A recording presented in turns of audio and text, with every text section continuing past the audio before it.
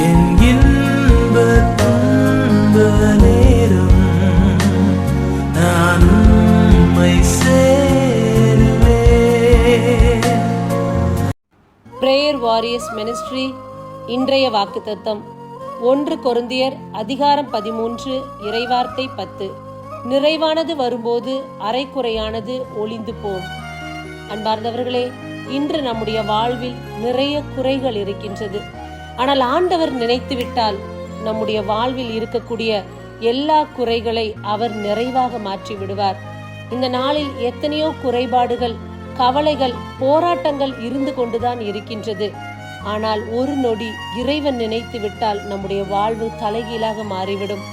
எல்லா குறைவுகளையும் அவரால் நிறைவாக மாற்றி தர முடியும்.